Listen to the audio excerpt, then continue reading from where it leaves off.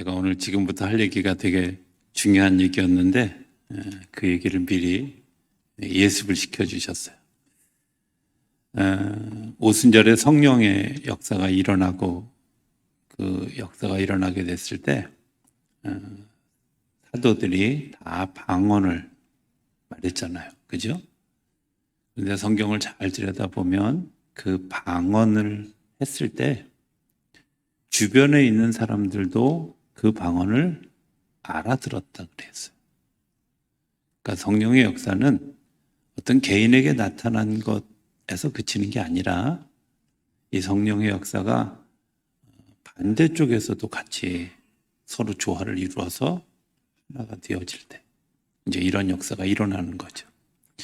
이런 에피소드가 있어요. 러시아에 가서 이제 드레스디아스를 하면서 러시아 분들에게 제가 이제 보통은 한국말로 하고 러시아 분이 통역을 하는데 그 시간은 제가 이제 뭔가 러시아어로 이들에게 물어보고 이분들이 예, 그렇습니다 라고 대답해야 되는 시간인데 누가 일부러 그랬는지 아니면 실수로 그랬는지 문장을 잘못 가르쳐 줬어. 근데 그걸 열심히 저는 앵무새처럼 했잖아요. 근데 중요한 건 아무도 그 말에 대해서 잘못했다고 생각하지 않고 다 성령으로 알아들은 거죠. 뭐 무슨 얘기인지 그냥 진짜 중요한 것은 성령께서 우리 가운데 역사하시면 전하는 자가 듣는 자가 또 글을 쓴 이가 독자가 다 이해하는 것이 같아진다는 거죠. 왜? 성경을 성령의 감동으로 썼기 때문에 성경을 성령의 감동으로 읽지 않으면 성경을 잘못 해석하게 되고 그래서 영적 해석이 굉장히 중요한 일들입니다. 성경을 볼 때 어떤 분들은 잠자기 위해서 누워서 보는 분 그거 곤란합니다. 예. 정말 바른 자세를 하고 기도하고 성령께서 이 말씀을 이해해 주시기를 또 이해할 수 있도록 해 주시기를 기도하는 일이 되게 중요하다. 이런 생각을 하게 되죠.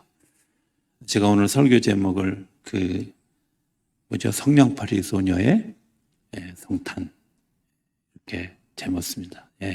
성냥팔이 소녀 얘기를 할 겁니다. 제가 우리 아동부와 다 연합해서 드릴 때 가급적 동화 이야기를 가지고 그 동화를 때로는 각색하고 때로는 재해석해서 설교하는 것을 하는데 오늘 성냥팔이 소녀 얘기를 좀 하겠습니다. 성냥팔이 소녀 이야기는 언뜻 보면 슬픈 이야기처럼 느껴지기도 하고 보여지기도 합니다. 그런데 진짜 슬픈 이야기일까? 이 세상에 사는 삶은 다 어쩌면 슬픔입니다. 예수님이 십자가에서 죽으신 것도 슬픈 일이죠. 그런데 반전이 있잖아요. 예수님이 이 땅에 오시는 것, 예수님 개인에게 보면 슬픈 일입니다. 그런데 그 슬픈 일이 반전이 있잖아요. 성냥팔이 소녀의 이야기, 우리가 잠깐만 스토리를 정리하면 이런 거죠. 추운 겨울날, 성탄절 가까운 날, 이 아버지에 의해서 이 소녀가 성냥을 팔러 나갔습니다. 아무도 성냥을 사주지 않았습니다. 그리고 부러워하면서 성냥불 하나를 켰을 때 그 속에 난로가 따뜻한 난로를 경험하고 따뜻하고 기대려고 하는데 어느 순간 성냥불의 불이 꺼지는 순간 환상이 사라져 버렸습니다. 두 번째 불을 켰습니다. 두 번째 불을 켰을 때 음식이 아주 맛있는 음식과 파티하는 식구들의 모습이 보였습니다. 그리고 성냥불이 꺼지자마자 사라지게 되었습니다. 세 번째 불을 켰을 때 거기에는 아주 거대한 크리스마스 추리가 준비되어 있었는데 그것도 역시 성냥불이 꺼지고 나니까 사라지게 되었습니다. 그리고 추워서 덜덜 떨면서 그 소녀가 이런 생각을 합니다. 어떤 생각을 하냐면 왜 이렇게 추울까? 그런데 놀라운 건 그때 하늘로부터 별똥별이 떨어지고 그 별똥별이 떨어지는 걸 바라보면서 이 소녀가 이렇게 이야기합니다. 옛날에 어머니가 들려주셨던 이야기. 누군가 저 별똥별이 떨어지면 누군가 아주 성실하게 거룩하게 산 사람이 하늘나라에 갈 때 저런 현상이 일어나, 이런 어머니의 말씀을 기억합니다. 그리고 그 주의를 이루기 위해서 자기가 가지고 있는 성냥 전체를 태우고 그 밤에 그 소녀는 얼어 죽었습니다. 그런데 그 다음날 아침에 웅크리고 죽은 그 소녀의 얼굴 속에서 사람들이 정말 환한 미소를 보았다라는 것이 이 동화의 내용입니다. 저는 이런 생각을 해봤습니다. 우리가 이 세상에 보내진 것, 아버지로부터 예수님이 이 땅에 보내주셨다. 어떤 사람으로? 빛을 바라는 사람으로, 성냥을 파는 사람으로. 지금 이 시대에는 성냥이 그렇게 필요하지 않지만 그 시대에는 성냥이 없으면 안 되는 시대였습니다. 모든 불은 성냥으로 태워야 되는데 사람들이 왜 성냥을 사지 않을까요? 무관심해서, 아예 옷이 남루해서, 여러 가지 생각이 있을 수 있다고 생각이 되어집니다. 그런데 그 성냥은 어찌됐든 사람들에게 관심을 끌지 못했습니다. 예수님이 이 땅에 빛으로 오셨는데 그 빛이 필요함에도 불구하고 사람들의 무관심, 사람들의 몰이해로 인해서 성냥이 팔리지 않는 거예요. 그 성냥이 팔리지 않는 이유를 제가 아까 얘기했던 세 가지로 설명합니다. 사람들이 뭐만 구해요? 지금 순간에 일어난 따뜻한 것만 구합니다. 순간적으로 바랄 수 있는 따뜻함, 난로가 피어 있을 때는 따뜻하죠. 그런데 난로 불이 꺼지고 나면 시원한 정도가 아니라 추위가 엄습해 오죠. 여러분들 이런 경험 해보셨는지 모르겠어요. 제가 천목회지에서 이제 누가 어떤 분이 컨테이너를 선물해 주셨어요. 사무실로 쓰라고. 이 컨테이너가 여름에는 아주 덥고 겨울에는 굉장히 시원합니다. 그런데 나무 그늘로 이렇게 잘 덮고 땅 위에다 이렇게 올려서 세워놔서 그나마 좀 덜한데 겨울이 아주 문제입니다. 거기다 아주 친절하게 거기다 전기장판, 그러니까 이 판넬을 깔아줘서 따뜻하게 있다가요. 이제 나오기 전에 불을 꺼야 이게 불을 빼야 되잖아요. 그리고 뭐가 생각이 나서 잠깐 더 앉아 있는데 다가오는 추위가 불이 꺼지고 난 다음에 다가오는 그 추위가 어마무시하더라고요. 인생에 내가 불을 순간적인 쾌락, 순간적인 따뜻함만을 추구하는 사람에게 다가오는 후폭풍이 사실은 더 공허함을 가져오게 되고 힘듦을 가져오게 된다는 것을 안데르센이 얘기하고자 하는 것이 아니었을까. 두 번째 성냥불을 켰을 때는 화목한 가정, 크리스마스 잔치를 벌이기 위한 칠면조 요리로부터 시작한 이런 요리들. 그런데 크리스마스 파티가 끝나고 나면 각자의 자리로 다 돌아갔을 때, 그리고 그 남겨진 그런 그 허무함의 자리, 그것이 성냥불이 꺼진 것과 같은 그런 세상. 우리가 그걸 구하고 있는 거죠. 따뜻함, 음식, 그리고 인간이 만든 소망.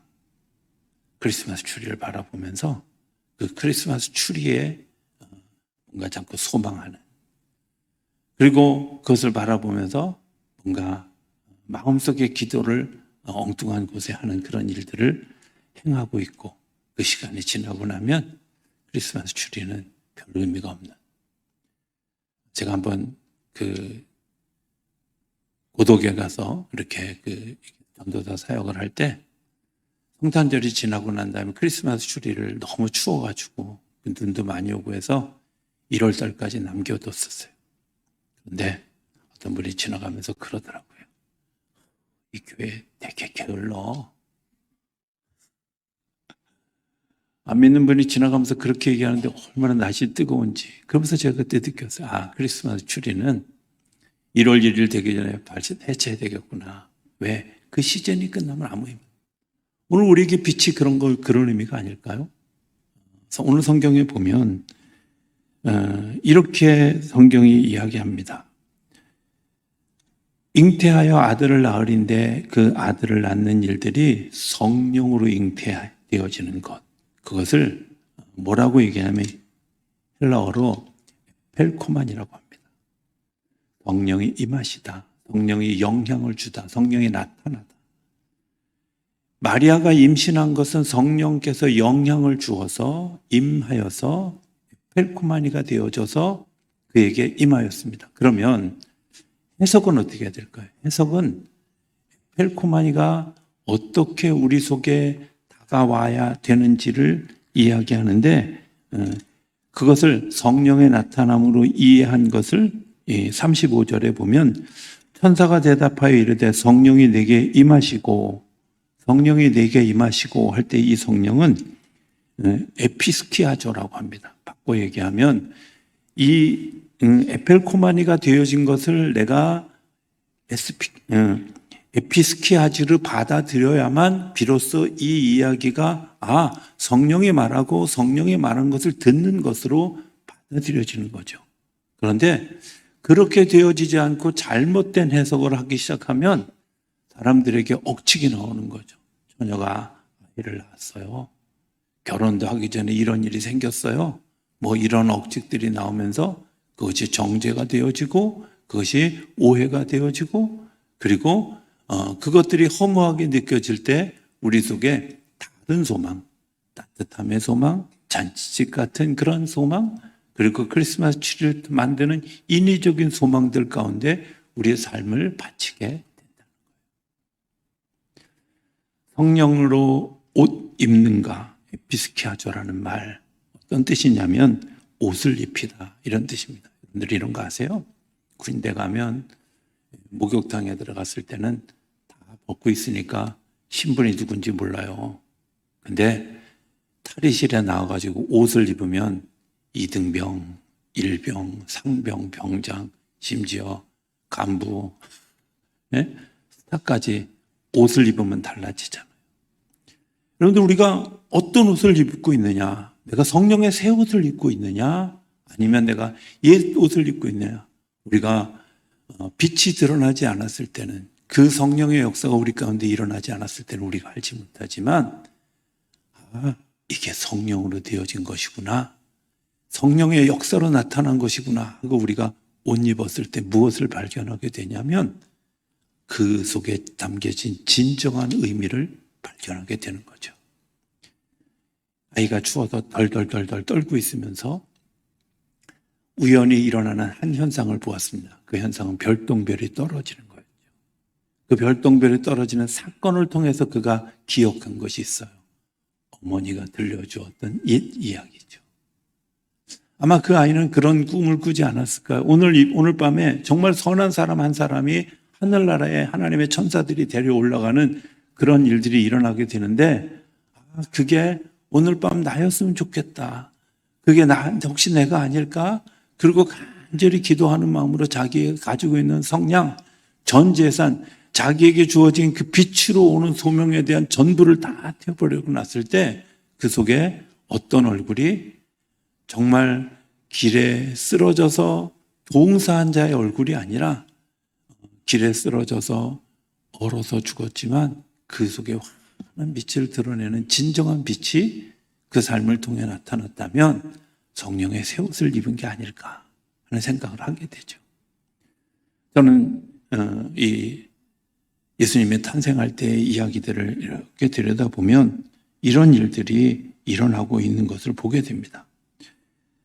성령의 역사가 나타나는 것을 통해서 하나님이 인간을 얼마나 사랑하시는가 하는 것이죠. 얼마나 사랑하냐면 내가 나를 필요로 하는 자리에 하나님의 능력을 부어주시는 거죠. 인간이 해결할 수 없는 그런 그 일들을 하나님이 해결해 주시기 위해서 이 땅에 내려. 그거는 능력의 문제일 수도 있고 구원의 문제일 수도 있고 다스림의 문제일 수도 있고 사랑함의 문제일 수도 있잖아요. 그죠? 예수님이 오셔서 우리의 왕으로 오셨고 제사장으로 오셨고 구원자로 오신 것 때문에 다스리는 모범을 보여주셨고 어떻게 돌보는지를 가르쳐 주셨고 그리고 어떻게 우리의 죄의 문제를 해결해 주실까를 해결해 주시기 위해서 마리아를 통해서 하나님의 사랑을 낳는 이것이 오늘 성경에 이야기하는 에펠코마이죠. 그것을 우리가 받아들일 수 있는 건 어떻게 받아들일 수 있어요? 예, 주님이 나를 사랑하시는 것이 분명합니다 라고 그것을 옷 입을 때 우리 안에서 에피스키아조가 이루어지는 거죠. 또 다른 역사는 어떤 걸까요? 요셉이 이 일들을 수용합니다. 성령의 역사로 되어진 것을 성령의 역사로 에피스키아조로 받아들입니다. 그래서 나타난 일이 아내를 사랑하는 마음 그리고 방법이 달라지는 거죠. 가만히 끊고자 했다가 이 여인을 품고 진정한 영적 아버지가 되는 역할을 감당하는 거죠. 또 동방박사와 목동들은 어땠을까요? 그들에게 주어진 에펠코마이가 나타나게 되어졌을 때 별들이라는 현상으로 천사들의 소리가 들려졌을 때 그것을 내가 확인하고 황금과 유형과 모략을 드리고 그 앞에 가서 경배하는 것을 통해서 그들이 에피스키아조가 이루어지면서 그 속에서 정말 진정한 성탄의 그리고 사랑의 의미가 그리고 하나님이 우리를 사랑하는 것이 오늘 나에게도 임하는 사랑의 의미가 나타나는 거죠. 성령의 역사는 오늘도 우리 가운데 존재합니다. 그리고 성령께서 이 일을 주장하시고 성령께서 이 일을 우리에게 나타내 보여주셨습니다. 그런데 그것을 우리가 받아들이는 방법이 뭘까요? 어떤 것들을 구하는 게 아니라 온전한 것을 구하고 내가 빛된 사명이 있다고 하는 사실을 깨닫고 빛으로서의 역할을 잘 감당할 수 있는 에피스키아조가 우리 안에 일어날 때 우리 안에서 진정한 성탄이 일어나게 되어지는 줄로 믿습니다. 예수님이 우리 가운데 오셨습니까? 우리 가운데 오신 예수님이 오늘 우리를 통해서 또 다른 사람들에게 나타나는 그런 성탄. 그저 단순한 어떤 그런 그 따뜻함의 빛, 또 음식의 빛, 또 인간이 만든 크리스마스 추리의 빛이 아니라 정말 우리 속에 임하신 그리스도의 영광이 우리 안에 나타나는 것 때문에 우리의 얼굴을, 우리의 행동을, 우리의 걸음걸이를 보면서 사람들이 성령의 나타나심을 보는 일들이 우리 안에 일어나는 그런 진정한 성탄이 우리 안에 세워지고 그 일로 인해서 우리가 모두 복을 누리고 하나님의 기쁨을 누리는 귀한 역사가 일어나게 되기를 주 이름으로 축복합니다.